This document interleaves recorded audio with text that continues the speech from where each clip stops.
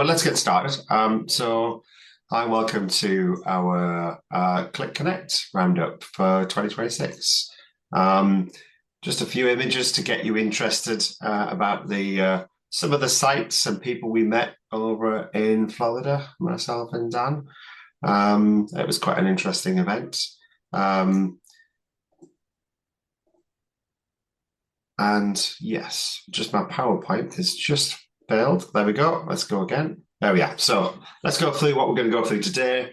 We're going to go through some high-level themes, some customer stories, some Qlik innovations, and then some questions. So let's get started. So I think if everybody knows me on the call, but myself, I'm Lee Connor, Technical Director at Qlik Connect. Hi, and I'm Dan Packer. I'm one of the account managers at Qlik, and I work with our enterprise customers. Super, great stuff. Dan, do you just want to do a quick introduction about who Catalyst are, just in case people don't know? Yeah, so for all those sort of new people on the call who are tuning in to understand what happened at Qlik Connect this year. So Catalyst is a Qlik elite partner. We work with large, medium-sized organisations and also small organisations across the UK to help them do more with data, to help them make better business decisions. And we sort of operate across that whole data continuum. If you just skip to the next slide, Lee. Yeah. We work across both the three verticals: data management, data analytics, and data science, which puts us in a really great place to be able to help evaluate and give you guys an update on what we're seeing with the Qlik roadmap and the Qlik announcements. You know, not just in the context of the analytics space, because everything's really connected today with AI and data quality and data wrangling. So it puts us in a really great place to advise customers and also to talk to you about what we heard at Qlik Connect this year. Right. So let's. What did we say, Dan? Should we just get into it and let's get this show on the road? Yeah, I think before we sort of get into the themes, Lee, it might be worth just explaining what Qlik Connect is to people. Some people might not be aware what Qlik Connect is and what the purpose is. Do you want to do that? Yeah, that's fine. Yeah, so I guess for those who aren't aware, so Qlik Connect is Qlik's sort of global summit. It's their main sort of showpiece event when they bring together all of the different constituent parts of Qlik, the data integration elements, the AI elements, the data analytics elements, and machine learning. It's attended by people from all over the globe. This year it was run in Orlando in the US, at a very large convention center. It's like a fantastic event. There's about 5,000 people who attended. So that's a mixture of Qlik partners, Qlik customers, and also a lot of the analysts from IDC and Gartner were there. So it's really an opportunity for Qlik to set out what they're going to be doing over the next 12 months and on scale update customers on where they're going. So a lot of razzmatazz, lots of great conversations. Yeah, it was just a really, really good event. And I guess the point of our webinar today is to just relay some of the things that we heard that we thought were some of the big sea changes that are coming from Qlik, and how we think that's going to benefit customers. You know, this isn't an official Qlik webinar by any stretch of the imagination. I guess this is our, personal opinion on what we found was interesting, and hopefully, will be interesting to the people who've logged into this to this call. Is that anything I missed, Lee? No, Dan, that's a great. We probably should have done it at the beginning, but never mind. We're good. We're good. If there's any questions during the call, just put it in the question and answers the chat. So we'll take those at the end. I think one of the main things we saw, Dan, wasn't it, was you're closer to agentic than you think. Which is a bit of marketing buzz, but actually it's founded in real gutsy thinking here that Qlik are already releasing agents. They've got answers, they've got the discovery agent, etc. So, and you've already got your data in Qlik if you're already existing Qlik customer. So it's very much aimed at Qlik customers, but actually non-Qlik customers as well, who are potentially looking at a data platform that you can do your your science, your data ingest and analytics on. So and because Qlik has already come with those agents, and we'll come down to the agents that are coming very soon as well. So the next big element of that, which is then tied directly into the Qlik kind of ethos, is that freedom of data.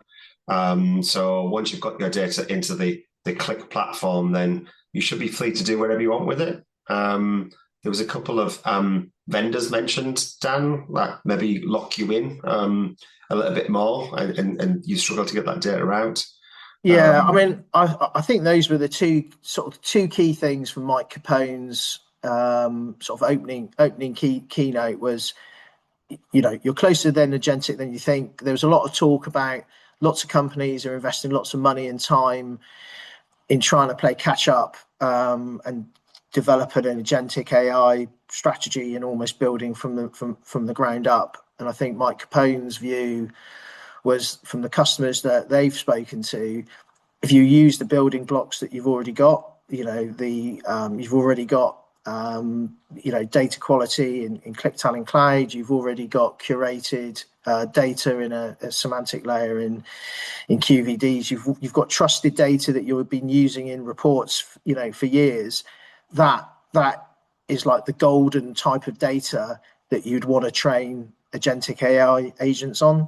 Don't Absolutely. throw the baby out with the bathwater. And I think the other key point was the freedom of data. So whilst no names were mentioned in this, certainly we've seen there's been announcements from people from other vendors, Salesforce for one, who are building a moat around the data, the customers' data that you're storing in their platform.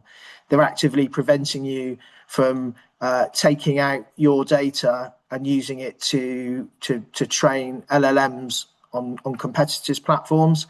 And I think the messaging from Qlik was, together with all of the Iceberg announcements, that they're part of an open ecosystem.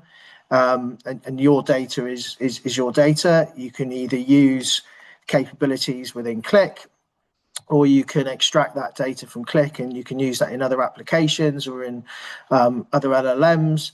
And there is no barriers or moats that Qlik is putting in place. It's a sort of multi-platform tool for your data. So it was interesting.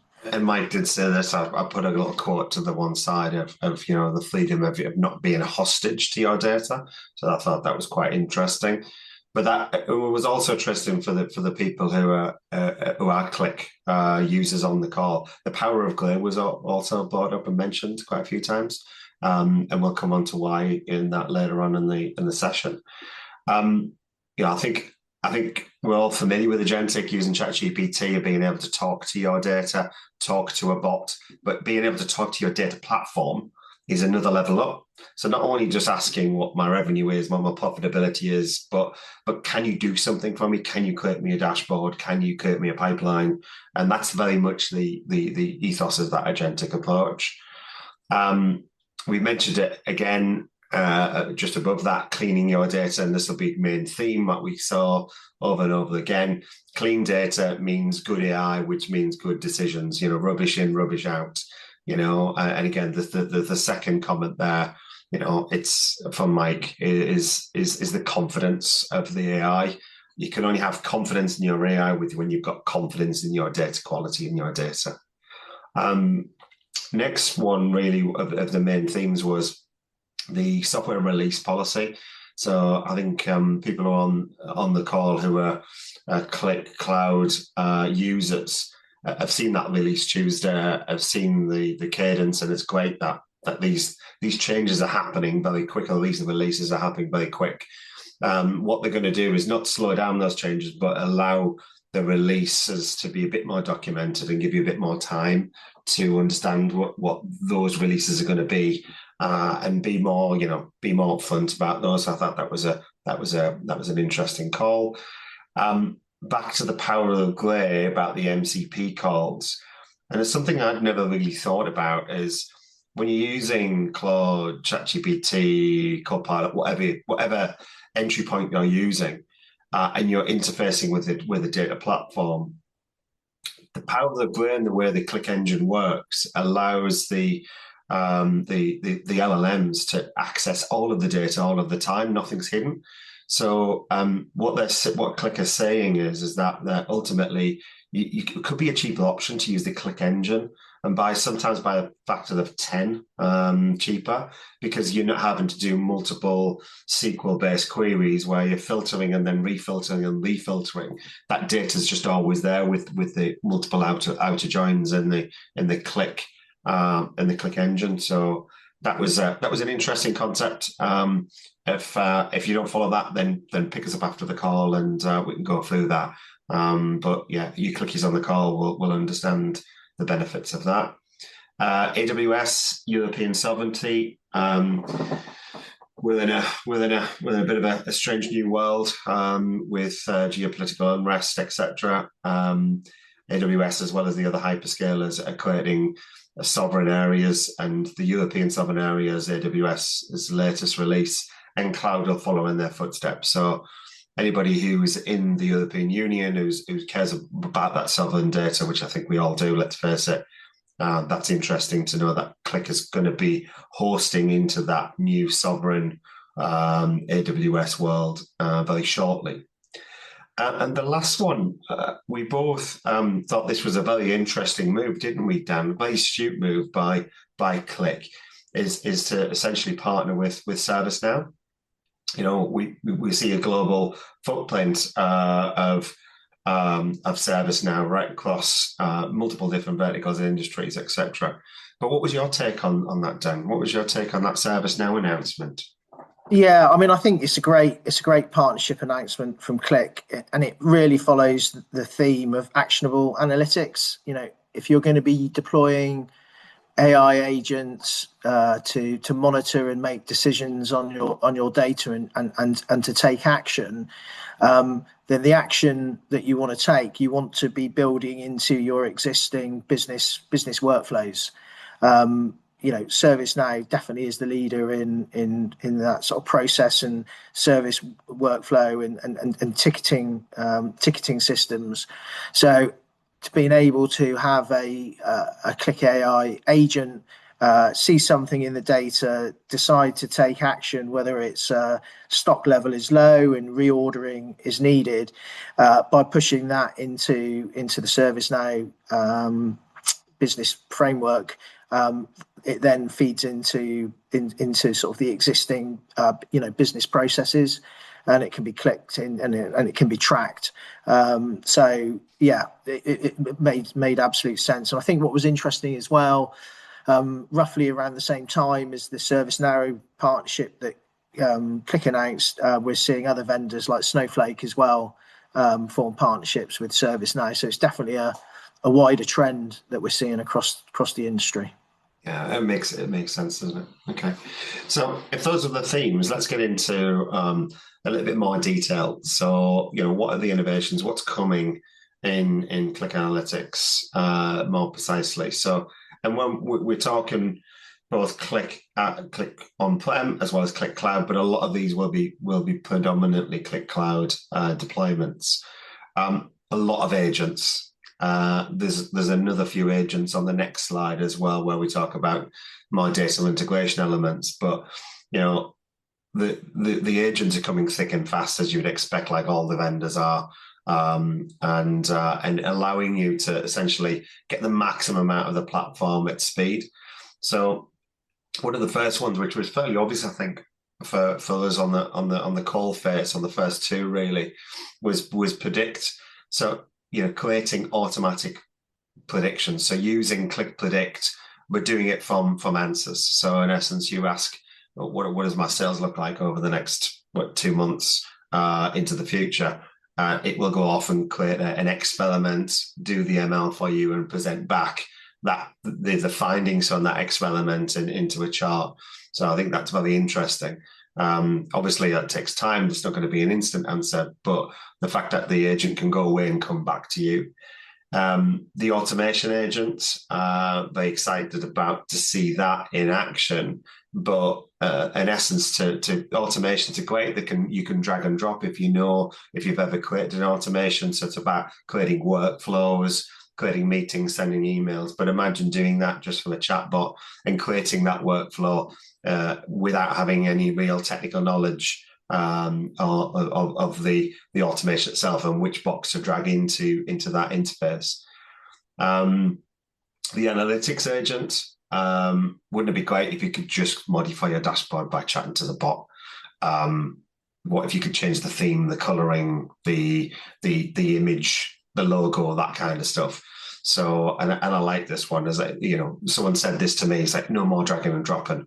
Not quite, I don't think. You still need to do that, but you can essentially set up an analytics dashboard pretty quick, and that's to kind of really take on a little bit what Answers does currently. So Answers will be able to create your dashboard, but you can't modify it, you can't change the themes. So it's an agent in itself to do the analytics.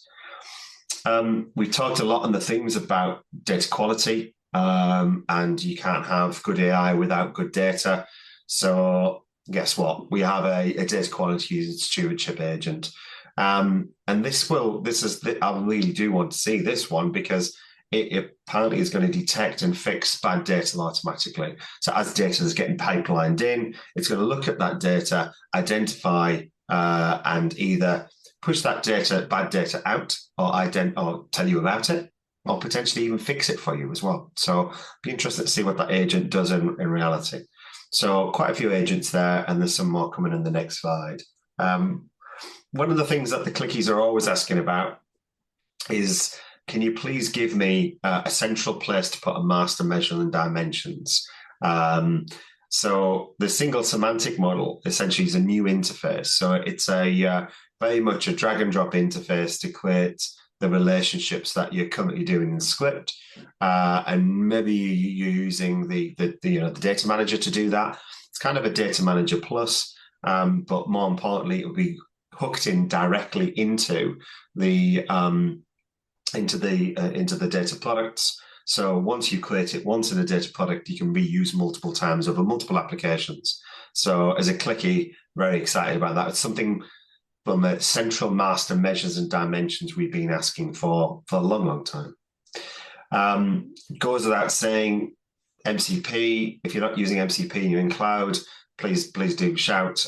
It's a fantastic tool, but they're going to continue to extend that, such as editing and theming, almost the same. So essentially, as these agents are starting to produce these additional functionality, you're going to see that functionality appear in MCP as well. One of the things that we have seen an awful lot with different customers is, how do I do my dev test pod? So in cloud, how do I do that? So normally there's kind of two ways that we'd advise you to do that. One would be you could use different tenants. So you could have a dev tenant, a test tenant, and a pod tenant. So they're completely isolated. Challenge with that, if you've ever done that, is moving that data around against those different tenants. So, and changing your connections and just all the management that's needed along that. The other way to do it is by doing streams. So you have dev streams, test streams, pod streams. There's other problems with that as well. So what Qlik are trying to solve here is essentially directly within product, they're going to have a dev test pod, almost like a drop down at the top.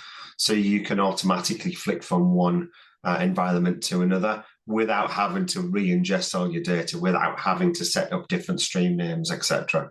So that is really exciting. I think that's a leap ahead. And then finally, for any admins on the call, wouldn't it be great just to see what your users are using Answers for, how often, what LLMs are they calling? Moving forward, that's going to be an option of choosing different LLMs for Answers. But basically what questions are being asked and are they the right questions. So I'll just put an image on the top there that I took of this slide.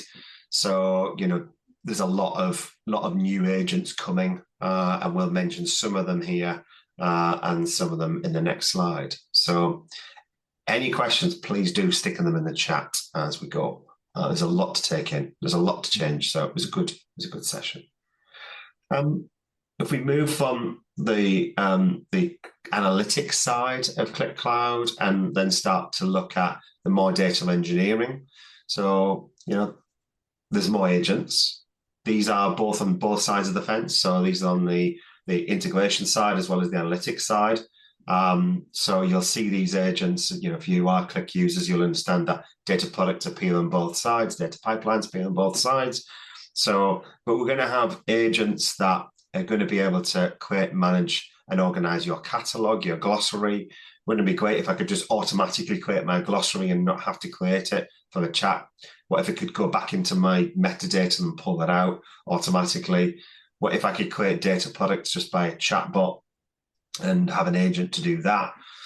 And also similarly, like I could create automations using the data flow or the talent pipelines, because it's the same interface in essence. I could create a data pipeline just by saying, hey, use this connection, talk to this, join these two data sets, do a left join, filter it, call out to an LLM to obfuscate some PII data, and then land it into a Snowflake or land it into QVD. That would be fantastic. And so those are the kind of things that's coming. So, really exciting, different agents there, really improving the interface and improving your speed to delivery as an end user. What was also mentioned as well, in order to do that data pipelines, is that in order to have an agent to create your data pipelines, you really need to be able to codify those pipelines, move it away from the interface and put it into text files. And they're going to use YAML for that. I've took a screenshot there for you, so you can kind of see what the interface is going to be. If you're not a coder, that looks complicated. If you are, YAML is super simple. It's declarative pipelines. So it means that you don't need an interface, in essence, to create those pipelines. And because it's in text, what you can now do is then hook it up to Git. So that Git interface for your data pipelines will be fantastic to see. And then now what that'll allow you then is to send, obviously, then the data pipeline to put those in there. Okay. Next items are really more talent focused. So we've got the new Talent Cloud Management Console. So that's going to appear in Qlik Cloud Direct. Yes, the old TMC will be still applicable, and we'll have a synchronization across those two. So you're not losing anything. It's just a bit easier to get hold of and go to from the end user perspective.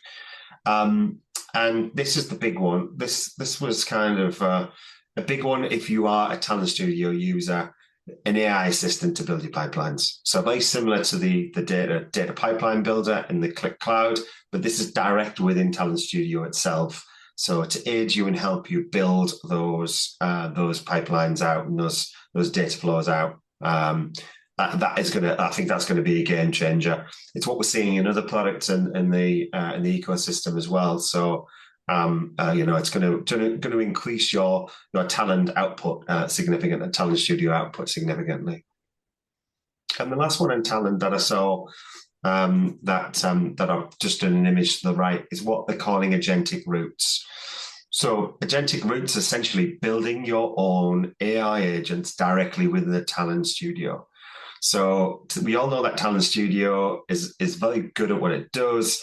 It creates very logical, structured data pipelinings. But what if you want to call an LLM? What if you want to make that fluffy decision? And they've called this routes. So on the right-hand side, you can see that you can have multiple routes within your pipeline. You have an LLM to then call an LLM to then do an action for you. And those actions can be fully automated potentially as well. So that for me was kind of a game changer on the agents as well, on the agents and the Qlik Talent side. So some really good new stuff coming through there. And then, finally, it goes without saying, it's probably worth mentioning what's already live. So, they reminded us of that some stuff's already live. So the Discovery Agent. So you've got AI agents here, and now you've got the agentic experience in the platform today that you can see on the right-hand side there. A couple of weeks ago, the Answers Express mode was deployed. So that's a quickening up of answers. And you've also got the data products and the trust score already in product, as well as the Open Lakehouse, which is essentially the management of an Apache Iceberg interface. So if you're not using any of those, if you want to know more, then please reach out to us and we can walk you through all of those new features that you may or may not be aware of. So, but Dan, is it worth just going through kind of some of your customer experiences and stories that you heard, because some of these were really inspiring. I'm going to have to do this in 60 seconds, Lee. So thanks for taking all the time. So yeah, let me go and just whip around this in six. I mean, for me, is the customer stories, how are customers actually using Qlik? How are they delivering business value? That's definitely, was one of the highlights for me. We heard from Michael Sloan, VP of Customer Service Solutions at UPS. So they talked about how they're using, Qlik on a global scale. They use Qlik to better understand the data that they're seeing across their delivery network. They talked about the disruptions of tariffs. They talked about the disruptions of conflict and how that can disrupt their global delivery network. They are replacing a lot of the actions that were done by logistics experts. Some of those mundane jobs are now being replaced by AI agents using the Qlik platform. So it was just a good indicator that at scale, Qlik is able to support these global companies doing these sort of quite complex tasks. Ingersoll Rand, another global industrial pump manufacturer. We're talking about how they've got lots of data warehouses with bronze, silver, and gold layers, and effectively they have Qlik sitting over the top of all these different data warehouses across different platforms, and they're actually using Qlik as almost a diamonds layer, and then applying AI through that, and they deployed lots of agents, and we're seeing a good return on investment. Touchpoint, they're a large US company who support the medical sector.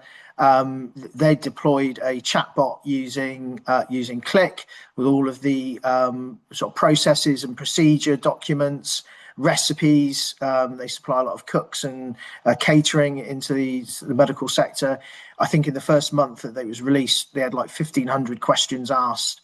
And from their point of view, that's 1,500 instant answers that people aren't having to wait for questions. And that ultimately leads to, better healthcare outcomes and better customer service. And I think the final one was one of our customers, Valpak, was there. Robin Astor collected the Innovation AI Award from Qlik for the work that they're doing with AI answers. And the picture in the right-hand corner is Robin after he just completed a podcast with the Daily Tech podcast. So yeah, really great event. Lots of customer stories.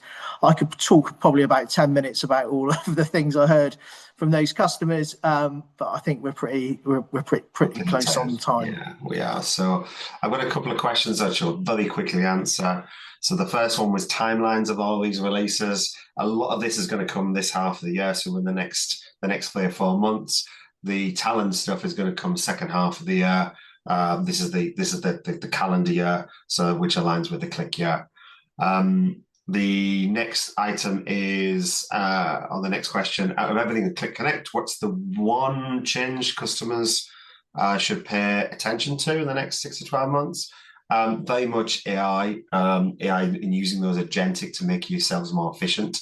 I think if you're sat there thinking AI is not for me, these agents, I don't really know how to use them, then please reach out and give us a shout, because these agents can significantly speed you up and speed your delivery up and use of Qlik and get that adoption up, so they get access to that information.